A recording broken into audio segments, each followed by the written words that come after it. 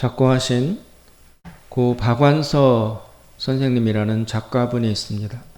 그분이 쓰신 여러 작품 중에 아저씨의 훈장이라는 단편 소설이 있습니다.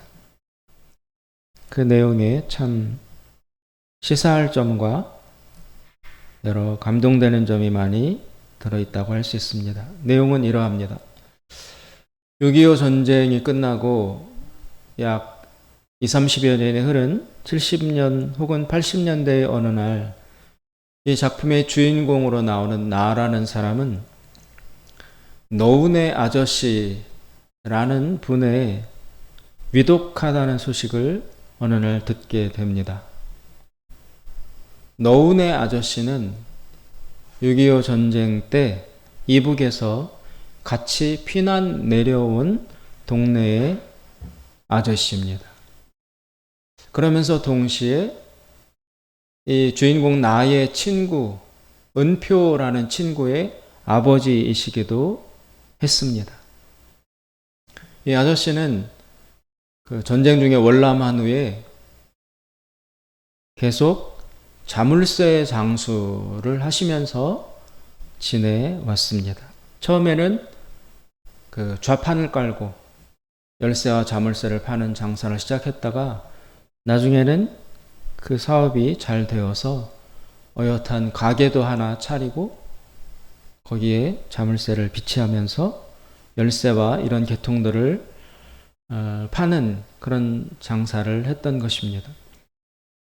그런데 이 노은의 아저씨가 이제 나이가 드셔서 곧 임종하실 수도 있다는 위독하다는 소식을 듣고 오늘 이 주인공 나가 이 노은의 아저씨를 오랜만에 돌아가시기 전에 만나 뵈러 찾아가는 장면으로 이 작품이 시작이 됩니다. 그런데 주인공 나가 이 노은의 아저씨를 생각하는 마음은 아주 편치 못하고 복잡합니다. 왜냐하면 그 북한에서 살 때, 이북에서 살 때 이 노은의 아저씨에게는 아들이 한 명 있었습니다. 은표라는 이름을 가진 그 아들과 나는 서로 어릴 적에 동네에 친한 친구 사이였습니다. 그러다가 전쟁이 터져서 1.4.5 때 이제 사람들이 피난을 내려오게 됐는데 그때 나도 우리 가족과 더불어 이제 피난을 내려오는데 그 노은의 아저씨도 같이 피난을 오게 됐어요. 그런데 좀 상식적이지 못한 일이 벌어졌습니다.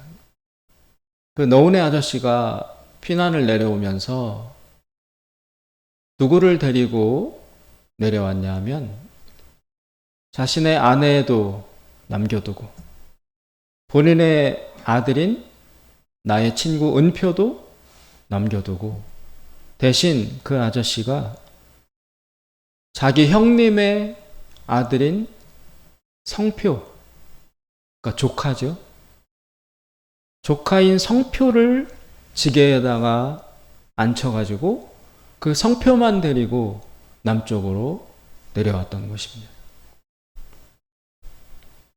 이 주인공 나아가 생각할 때 그런 아저씨의 행동을 도무지 이해할 수 없었습니다. 그날 피난 내려오는 날 남겨두고 오는 이 아저씨의 부인이, 즉 내 친구 은표의 어머니가 집 앞에까지 뛰어나와서 땅바닥에 엎드려서 울면서 남편을 부르는 거예요. 은표 아버지 하면서 울면서 은표 데리고 가라고, 자신의 아들, 친아들 은표를 데리고 가라고 확 울부짖는 것을 뒤로 한 채 이 아저씨는 자기 아들은 안 데리고 오고 조카인 형님의 아들인 조카 성표를 지게 위에 딱 얹어가지고 그리고 뒤도 안 돌아보고 남쪽으로 내려왔던 것입니다. 그리고 그 이후로 영구 분단이 되어서 그 가족들은 북에 남고 이 아저씨는 남쪽에서 데리고 온 조카 성표를 키우면서 살아 오신 것입니다. 이 노은의 아저씨는 자물쇠 장사를 하면서 그 조카 성표에게 엄청난 정성을 기울였어요. 자신도 못 먹는 고기 반찬을 조카한테는 마음껏 먹게 하고, 또 좋은 옷, 좋은 신발, 또 인류 학교, 할 수 있는 최선을 다해서 조카 성표를 뒷바라지를 해서 키웠습니다. 그래서 결국 그 조카 성표를 성공을 시켰습니다. 성표는 이제 자라서 내가 어른이 된 것처럼 그 성표, 즉 동네 형이었죠. 성표는 잘 자라서 결혼을 하고 또 제법 잘 나가는 부자가 되었습니다. 그런데 그렇게 희생적으로 성표를 키웠던 그 너운의 아저씨를 이 조카 성표가 배은망덕하게 대하게 되었습니다.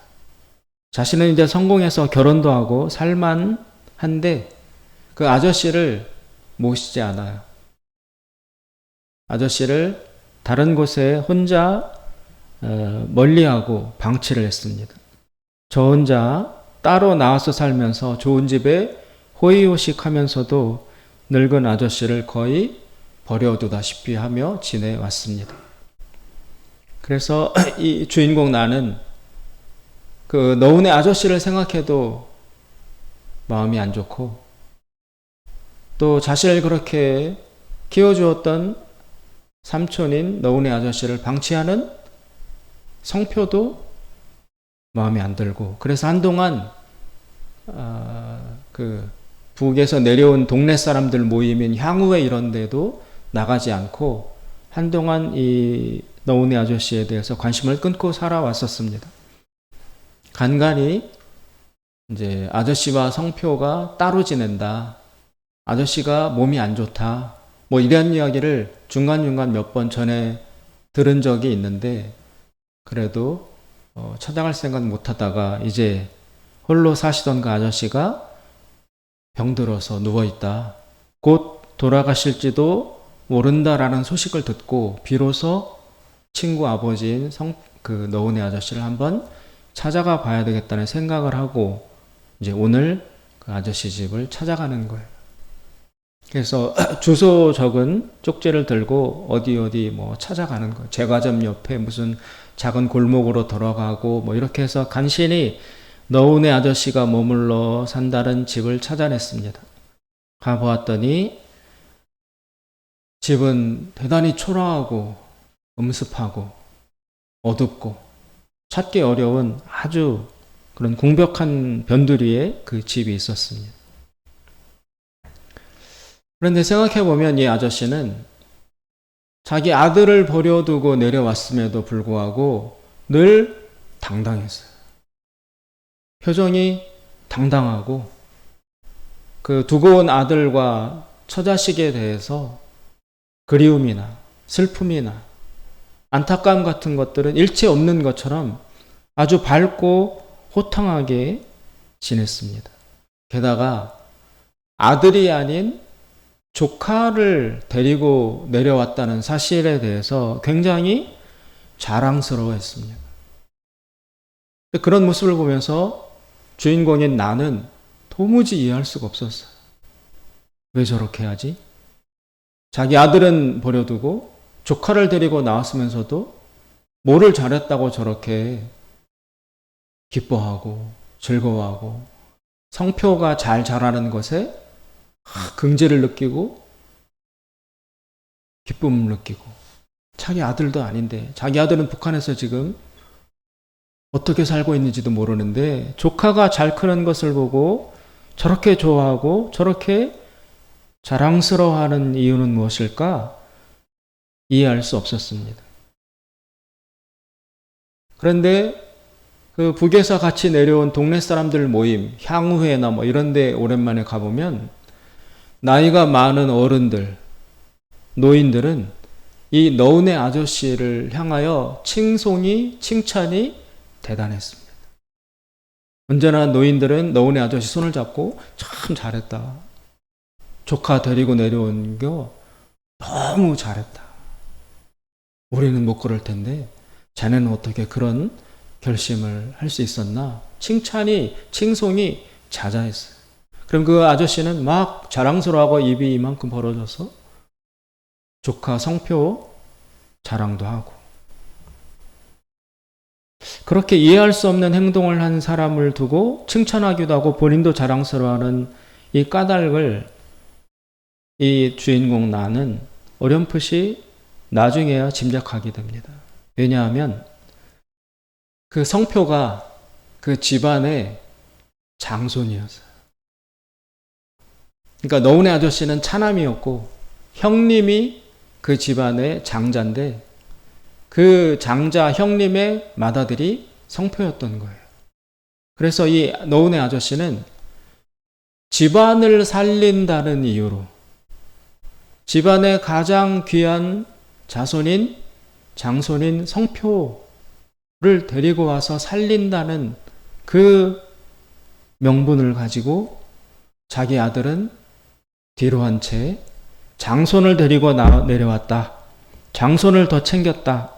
아들보다 장손을 더 앞세웠다. 이 사실을 본인도 자랑스러워하고 사람들도 특히 나이가 많은 분들일수록 아주 가상하고 아름다운 일이라고 추켜 세웠던 것입니다. 그러나 주인공 나는 자기 처자식에게 저지르는 그 비인간적인 처사에 분개해 마지 않았고, 그리고 그 아저씨가 괴물처럼 느껴졌습니다. 사람이 저럴 수가 있나. 자기 친아들 처자식은 버려두고 아무리 조카라지만 장손이라지만 다른 사람을 챙겨서 내려오고, 그런 복합적인 감정에 시달리고 있었지만 그 반면에 데리고 내려온 성표는 아저씨를 방치했습니다. 배은망덕하게 자기를 위해서 일평생을 희생하신 자기의 부모보다 더 자기를 위해서 헌신해준 성표 아저씨를 돌보지 않았습니다. 초라한 방 한 칸을 얻어주고 겨우 간병인 하나 붙여주는 것으로 끝이었습니다. 성표 자신은 외제차 타고 다니고 좋은 아파트에 살고 해외여행 다니며 디룩디룩 살찌고 이렇게 살았지만 이 성표는 아저씨를 찾아가지도 않고 돌보지도 않고 함께 모시지도 않았습니다. 겨우겨우 아주 음습하고 초라한 방 한 칸에 아저씨를 뉘어놓았을 뿐입니다. 주인공 내가 물어물어 그 집을 찾아가서 드디어 아저씨가 누워 계시다는 방 앞에 도착을 했습니다. 그래서 아주 복합적인 마음을 품고 어둡고 기울어가는 그 집의 문을 열고 어둠 가득한 아저씨가 누워있는 방 안으로 들어갔습니다. 거의 임종 직전의 초라한 환자 상태로 있는 아저씨 얼굴이 보였습니다. 아저씨는 눈을 감고 잠들어 있었습니다. 그래서 내가 여러 번 아저씨를 불렀어요. 한번 말씀은 나누고 가야 될 것 같아서 돌아가시기 전에 그래서 아저씨를 이름을 부르며 깨웠습니다. 아저씨는 꿈을 꾸고 있는 것처럼 다른 세계에 있다가 이 내가 부르는 소리에 어렴풋이 이제 눈을 떠서 나를 쳐다보았습니다. 그런데 아주 충격적인 일이 일어났습니다. 그 아저씨가 실눈 같은 눈을 이렇게 뜨고서 서 있는 나를 보면서 얼굴이 환하게 웃는 얼굴로 변화되는 거예요. 환하게 웃으면서 주인공 나를 향해서 누운 채 손을 뻗는 거예요. 뻗으면서 환한 얼굴로 나를 부르는데 뭐라고 나를 부르냐 하면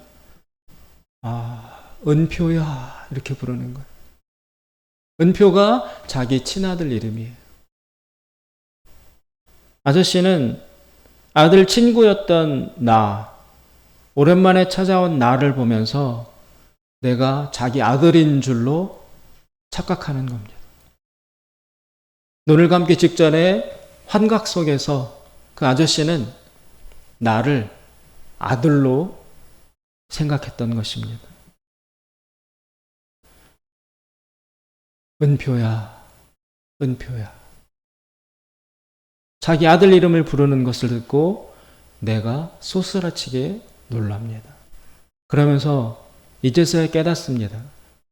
사실은 그 죽음의 땅에 자기 아들을 남겨두고 온 이 아저씨가 일평생 남쪽에 내려온 이후 한 번도 그 아들을 잊어본 적이 없다는 사실을.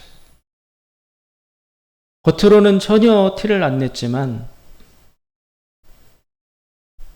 친아들을 남겨두고 온 이 아저씨의 마음 속에는 그 아들을 향한 그리움과 사랑이 단 일순간도 중단되거나 소멸되어 온 적이 없었다는 것입니다. 은표야, 은표야.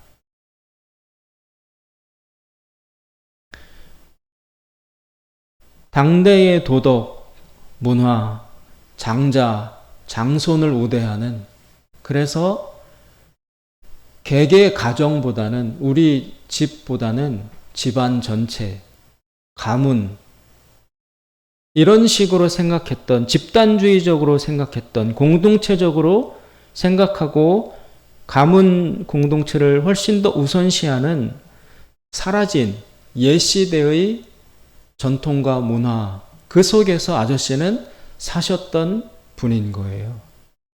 그래서 그 아저씨는 무언가 특별한 비인간적인 생각과 사고를 해서가 아니라 그 아저씨가 사시던 문화에는 그게 당연한 거였어요.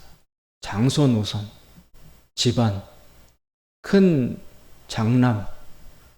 그래서 그 당대의 공동체의 문화와 질서, 거기에 성실하게 부응하느라 이 아저씨는 자기 아들을 버렸던 것입니다. 제가 이 책을 읽은 후에 저의 아버님을 이해하게 되었습니다. 저희 아버님 이미 돌아가셨는데, 저도 어릴 때 성장하면서 저희 선친을 참 이해하지 못했었습니다. 우리 아버님은 왜 저러실까? 저희 아버님은 늘 큰 집 위주로 사셨습니다. 저희가 작은 집이었거든요. 우리 아버님이 형님 집이 있었는데 늘 형님 집을 챙기셨습니다. 그래서 저희 집은 큰 집을 위해서 희생하다시피 어린 제 마음에 볼 때 무언가 좋은 것이 생기면 큰 집에 보냈습니다. 우리는 돈이나 이런 것들이 없어서 고생할 때에도 큰 집이 필요하다면 아버님은 큰 집으로 다 보냈습니다. 심지어 큰 집에 이제 사촌 형들이 있었는데 그 사촌 형들이 시골의 고등학교를 다니고 있었어요. 근데 저희 아버님이 그 사촌 형들에게 시골에서 크면 안 되니까 넓은 곳으로 가서 배워야 된다 그러면서 자신의 친아들도 아닌 사촌 형들을 우리 아버님이 여러 가지 애를 쓰셔서 서울에 있는 고등학교로 전학을 시켜서 공부를 시켰어요. 그리고 그 형들이 육군사관학교 갈 수 있도록 뒷바라지하고 배려하고 심지어 저희 집에 와서 몇 년 동안 생활한 적도 있고.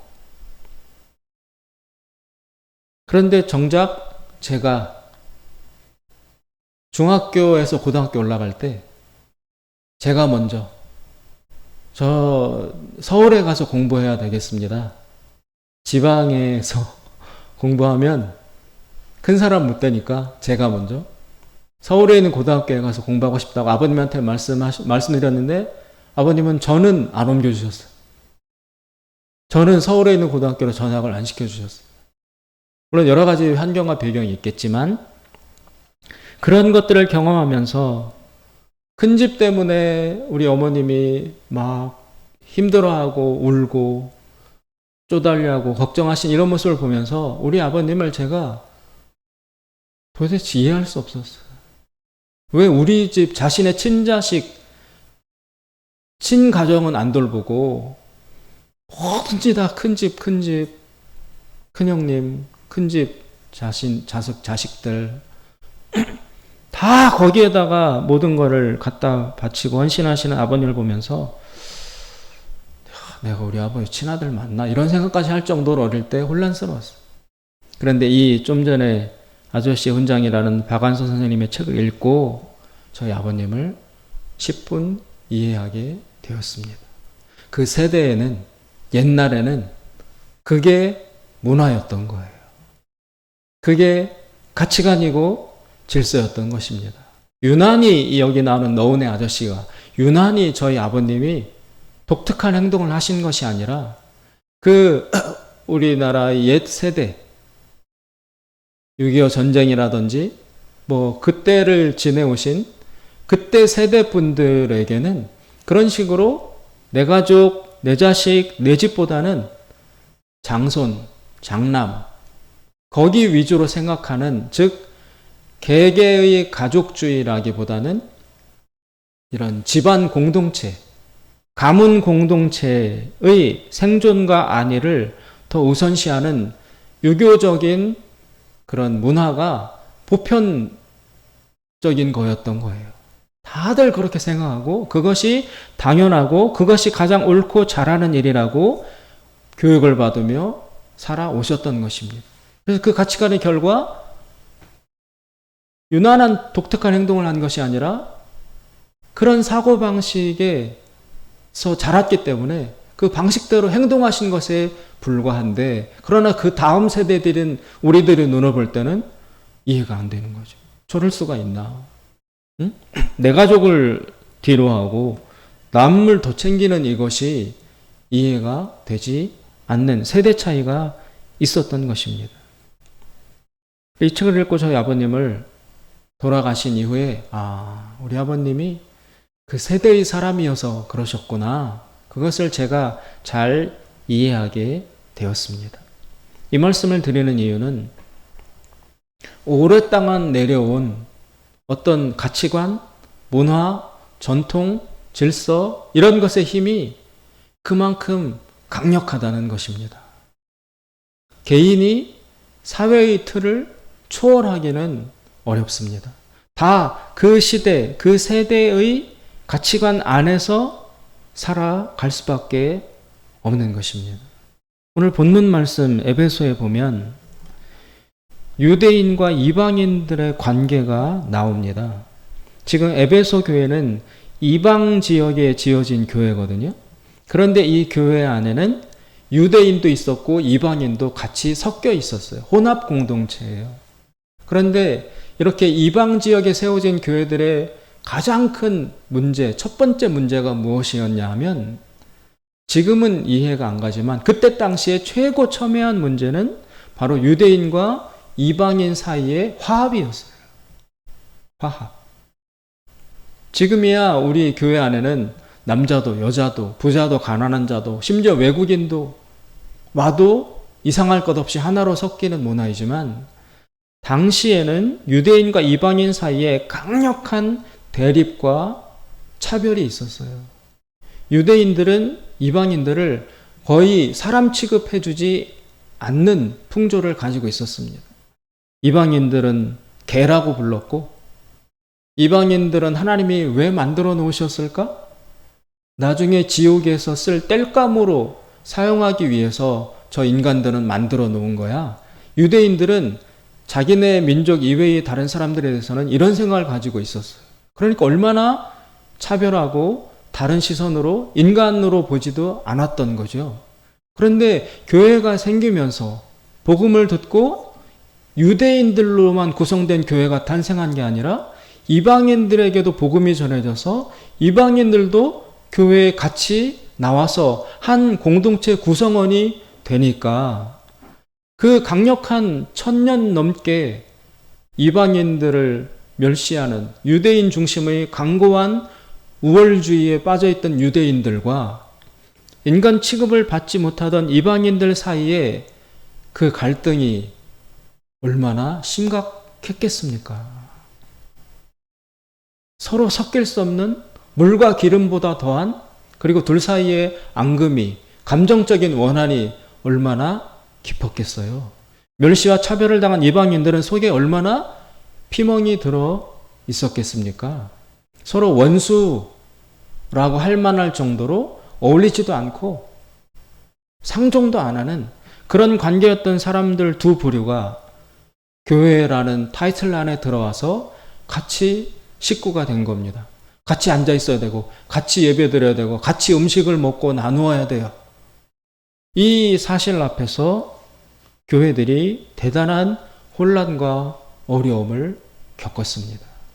그래서 그때 당시로서 교회를 세운 바울의 입장에서 볼 때 이 유대인과 이방인을 화해시키는 것, 서로 화목하게 만들어서 한 식구로 만드는 것이 교회를 세운 바울의 가장 첫 번째 중점 임무였어요.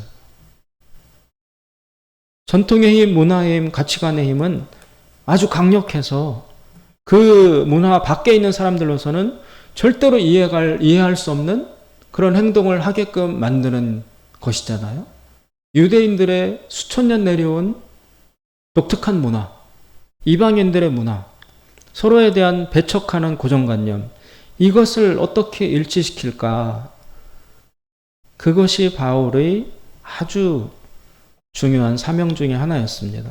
그래서 유대인들이 이방인을 어떻게 생각했는지, 이방인들의 처지가 어땠는지가 11절, 12절에 나타나 있습니다. 11절에 보시면 그러므로 생각하라. 너희는 이 이방인 너희들은 그때에 육체로 이방인이요 손으로 육체에 행한 할례당이라 칭한 자들에게 무할례당이라 칭함을 받는 자들이라. 무할례당이라는 것은 아주 경멸적인 어조예요. 저 할례 받지 못한 것들, 이런 식으로 일컬음을 받았던 사람들이다. 12절 그때에 옛날에는 너희는 그리스도 밖에 있었고, 안에 있는 사람들이 아니라 밖에 있었고, 이스라엘 나라 밖에 있던 사람들이고, 약속의 언약들에 대하여 외인, 이것도 밖에 사람들이라는 뜻이죠. 밖에 있었던 사람들이고, 아주 처절한 말을 합니다. 세상에서 소망도 없고 하나님도 없는 자이었다. 이게 유대인들이 이방인을 바라보던 시각이었어요. 너는 소망도 없고 하나님도 없고 모든 약속이고 뭐고 간에 다 너희들은 그 약속 바깥에 있는 인간도 아닌 존재들이었어. 이게 이방인들의 과거 정체성이었습니다. 얼마나 간극이 멀고 깊습니까? 그런데 그랬던 사람들이 13절 이제는 전에 멀리 있던 너희가 그리스도 예수 안에서 그리스도의 피로 가까워졌느니라. 가까워졌느니라. 혁명적인 일이 일어난 것입니다. 혁명적인 일이. 그래서 교회란 그렇게 태평양처럼 멀고 먼 사이였던 이방인과 유대인들이 그 막힌 담을 허물고 하나가 되는 기적의 역사가 일어난 장소다라는 것입니다. 바울은 교회를 그것에 근거해서 규정합니다. 교회란 무엇이냐? 14절에 보시면 14절 16절까지 보시면 14절 그는 우리의 화평이시니라 둘로 하나를 만드사 중간에 막힌 담을 허시고 원수된 것 곧 의문에 속한 계명의 율법을 자기 육체로 폐하셨으니 이는 이 둘로 자기 안에서 한 새 사람을 지어 화평하게 하시고 또 십자가로 이 둘을 한 몸으로 하나님과 화목하게 하려 하심이라. 원수된 것을 십자가로 소멸하시고. 예수님은 A와 B를, 즉 유대인과 이방인을 가지고 새 사람을 만들어내셨다고 합니다. 합쳐서 새로운 존재를 만들어냈다라고 15절에 이야기합니다. 한 새 사람. 그리고 그것이 바로 교회라고 이야기하고 있습니다. 교회는 예전의 정체성을 그대로 가지고 있는 곳이 아니다. 교회란 예전의 정체성을 허물고 새 정체성을 확보한 자들이 들어와 있는 곳이다. 라고 예수님은 교회를 규정하십니다. 그렇다면 옛 정체성을 허물고 새 정체성을 가지기 위해서 일어나야 될 일이 무엇이냐 하면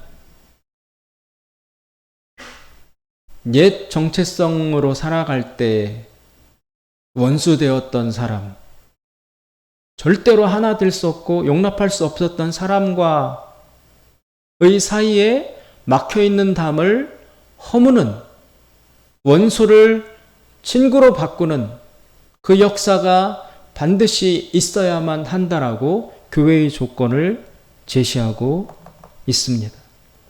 교회란 A나 B 단독자로서 하나님 앞에 나가는 것이 절대로 아니다. 둘이 성령 안에서 하나가 되어 하나님 앞에 나아가는 것이 철칙이다. 그리고 성령께서는 그렇게 A와 B의 결합체인 화목된 공동체인 교회에만 임재하신다 라고 여기 말씀하고 있습니다. 18절에 보시면 이는 저로 말미암아 우리 둘이 한 성령 안에서 아버지께 나아감을 얻게 하려 하심이라. 즉 성령을 체험하려면, 성령의 은혜 안에 들어가려면 원수되었던 관계를 다 해결해야 한다는 것입니다. 원수된 것을 허물어야 돼요. 막혔던 담을 없애야 돼요. 그러고 나서 그 원수되었던 자와 유대인과 이방인이, A와 B가 서로 미워하는 사람들이 담을 허물고 하나가 되어서 새 사람을 만들어냈을 때 그것이 교회가 되어서 거기에만 성령이 임하신다라는 것입니다. 그 성령 안에서 하나님을 만날 수 있다. 바울은 그렇게 교회의 조건을 제시하고 있습니다. 따라서 성령은 화목하지 않은 곳에는 임하시지 않습니다. 용서하지 않는 곳에는 성령의 은혜를 체험할 수가 없습니다. 그리고 그런 하나됨의 역사가 없는 곳은 교회라고 할 수 없는 것입니다. 우리가 나중에 구원받을 때, 마지막 구원을 받을 때, 즉 하나님의 심판대 앞에 설 때 아마도 이 말씀을 근거해서 보자면 절대로 혼자서 서지 않을 것입니다. 신앙이란 개인적인 차원이 분명히 있습니다. 개인적으로 결단해야 되고, 개인적으로 믿음을 받아들여야 되고, 개인적으로 기도해야 되고, 개인적 차원이 분명히 있지만, 그러나 동시에 오늘 말씀을 근거해서 보자면 반드시 나와 다른 사람과의 관계, 그것도 똑같이 하나님 앞에 들고 갈 수밖에 없다라는 것입니다. 따라서 하나님의 심판대 앞에 설 때 나 혼자 서서 나는 이렇게 기도했고, 난 이렇게 열심히 했고, 난 이렇게 믿음을 지켰고, 그것만을 보고하는 것으로 끝나는 것이 아니라 아마도 나와 관계 맺었던 모든 사람들과 더불어서 함께 하나님의 심판대 앞을 지나갈 것입니다. 그래서 그때 내가 이 사람과의 관계가 어떠했는지, 이 사람을 용서했는지, 이 사람에게 사랑과 자비를 베풀었는지, 이 사람에게 무관심한 적은 없는지, 그것이 함께 하나님의 심판대 앞을 투영해서 통과해서 지나갈 것이라는 것입니다. 나의 개인적 믿음도 점검받지만, 그러나 그 믿음의 실질적 결과물인 다른 사람과의 관계, 그것이 어떠했느냐를 하나님 앞에 분명히 심판받는다라는 것입니다. 그 사람과의 사이에 사랑이 있었나 없었나, 화해와 화목이 있었나 없었나를 하나님은 확인하신다라는 것입니다. 그것이 구원의 더 포괄적이고 온전한 의미입니다. 교회란 원수됨을 없이 해야만 가능한 곳입니다. 그렇다면 그 원수됨을 어떻게 없앨 수 있을까요? 막힌 담을 어떻게 허물 수 있을까요? 그것은 오직 십자가밖에 없습니다. 16절에 보시면 또 십자가로 이 둘을 한 몸으로 하나님과 화목하게 하려 하심이라. 원수된 것을 십자가로 소멸하시고. 이 십자가는 예수님의 십자가라는 뜻이 원천적으로 들어 있습니다. 예수님의 십자가 때문에 유대인과 이방인이 하나가 될 수 있었습니다. 예수님이 십자가 때문에 원수였던 내가 하나님과 화목될 수 있었습니다. 그러나 예수님의 십자가만으로 완성되고 이루어진다고 할 수 없습니다. 그 예수님이 지셨던 십자가는 오늘 우리들이 나의 십자가가 되어야 교회를 이룰 수 있습니다.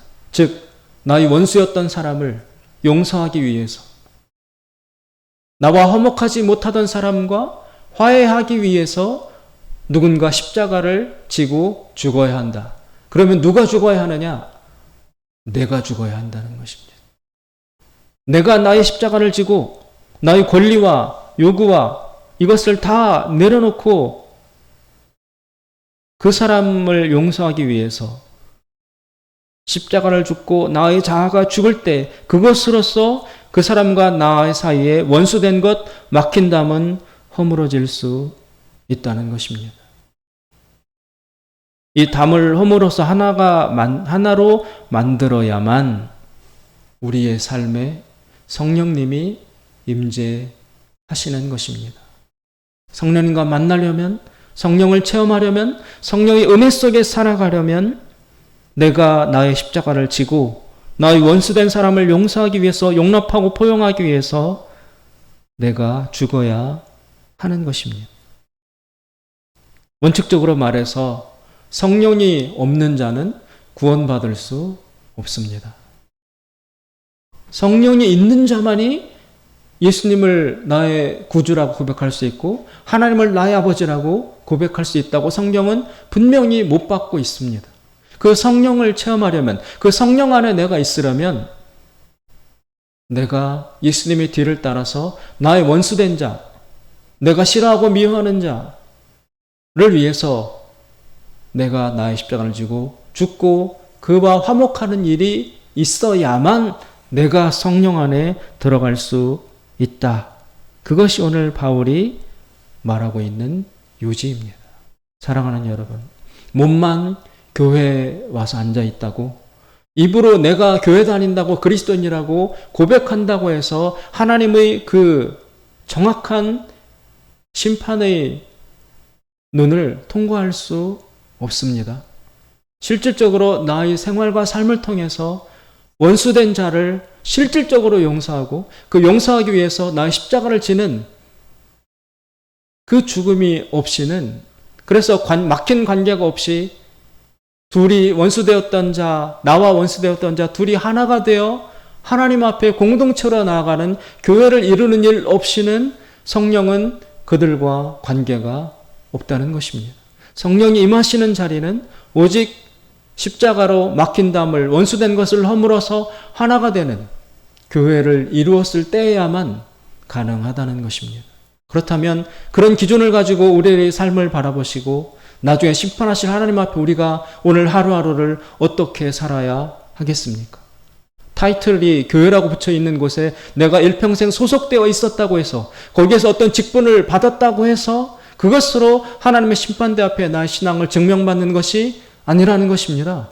그런 로컬 처치, 지역교회의 소속과 별개로 내 생활과 삶 속에서 원수된 자를 하나씩 없애가며 화해하며 용서하며 화목한 관계, 사랑의 관계를 만들어 가느냐, 그런 삶을 살았느냐 안 살았느냐에 따라 우리는 성령의 사람이기도 하고 아닐 수도 있다. 그리고 그것을 가지고 하나님의 구원의 점검을 받는다. 이것이 기독교 신앙의 본질이고 핵심인 것입니다. 사랑하는 여러분, 그럼 우리는 어떻게 살아야 하겠습니까? 하루하루, 한 달, 두 달, 1년, 2년 살면서 원수가 왜 안 생기겠습니까? 억울한 일을 왜 안 당하겠습니까? 내 권리가 충만한 권리자의 입장, 고소자의 입장, 그래서 거기에 왜 우리가 안 서겠습니까? 내 권리가 침해당하고 나의 정당성이 무시당하는 그런 부당한 일에 우리가 얼마나 많이 노출이 됩니까? 그럼에도 불구하고 정의와 공의를 완전히 무시하라는 말은 아니지만, 그러나 항상 그 원수와의 관계에 있어서 우리가 먼저 십자가를 지고 희생함으로써 그와 나 사이의 원수된 관계를, 그 담을 허무는 이 그리스도의 십자가의 뒤를 따라가는 이 실천적 행위를 지속적으로 우리가 하지 않는 한 그 사람은 성령의 사람이라고 할 수 없다는 것입니다. 성령은 그런 자의 삶에 임하시지 않는다라는 것입니다. 이 두렵고 떨리는 말씀 앞에서 나와 다른 사람들과의 관계, 이웃과 친구와 수많은 사람들과의 관계를 다시 들여다보고 이 원수된 것을 어떻게 해서든지 십자가로 소멸시키고 하나로 화목되는 일을 행해야 되겠다라는 결단이 우리 속에 있어야 할 줄로 믿습니다. 유명한 그 영성 찬송가 중에 이런 노래가 있습니다. 우리는 불러보지 않았지만 잘 아실 것입니다. 이게 떼제 공동체에서 불렀다는 성가라고 제가 알고 있는데 정확한 건 모르겠습니다. 사랑의 나눔 있는 곳에 하나님께서 계시도다. 사랑의 나눔 있는 곳에 하나님께서 계시도다. 기도하겠습니다. 자비로우신 하나님 아버지, 권리와 나의 주권과 내가 취하고 얻어야 될 억울한 것만으로 가득 차 있는 우리의 심령을 하나님 두드려서 아무런 죄도 없는데, 아무런 의무도 없는데 다 버리고 값없이 이 땅에 내려오셔서 자신의 것을 모두 포기하고 내려놓으신, 그리고 십자가에 가서 자신의 목숨까지 내려놓기까지 사랑으로 희생하신 예수 그리스도의 그 모습을 우리로 깨달아 알게 하여 주시옵소서. 그래서 입과 말로만 사랑과 용서와 화목을 외치는 것이 아니라 내 삶 속에서 적으나마 어려우나마 기도하면서 하나님께 매달리면서 이 용서를 실천하기 위해서, 이 사랑을 실행하기 위해서 우리에게 부여하신 십자가를 기쁜 마음으로 지고 가는 하나님의 제자들 되게 하심으로 이 세상이 변화될 수 있도록, 조금이라도 밝아지고 하나가 될 수 있도록 주여 부족한 저희들을 사용하여 주시옵소서. 예수님의 이름으로 기도드리옵나이다. 아멘.